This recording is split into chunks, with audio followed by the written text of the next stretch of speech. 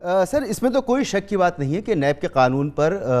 تنقید ہوتی رہی ہے، اس میں بہتری کی بہت گنجائش تھی، لیکن اس دفعہ جو ترامیم ہو رہی ہیں تاثر یہ آ رہا ہے کہ وہ لوگ جن کے اوپر کیسز ہیں وہی یہ ترامیم کر رہے ہیں، اور ان ترامیم کے نتیجے میں ان کے اوپر جو 90% کیسز ہیں تقریباً وہ ختم ہو جائیں گے۔ آپ کی کیا رائے ہے اس پر؟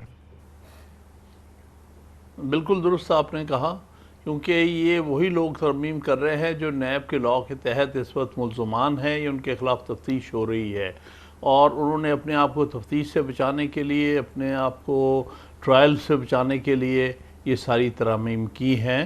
ان میں کچھ ترامیم میں کہوں گا پھر بھی ٹھیک ہیں، جسٹیفائیڈ بھی ہو سکتی ہیں، لیکن اتنی فار ریچنگ جو ترامیم ہوئی ہیں اور اتنی وائڈ رینجنگ جو ترامیم ہوئی ہے، میں سمجھتا ہوں اس کا کوئی جواز نہیں ہے۔ تو یہ درحقیقت یہ جو ہے جس کو انگریزی میں ہم کہتے ہیں سیلف سرونگ لیجسلیشن، اپنے آپ کو فائدہ پہنچانے کی ایک قانون سازی ہے، اور جو قانون بنانے والے ہیں اپنے آپ کو فائدہ پہنچانے کے لیے قانون میں ترمیم کر رہے ہیں۔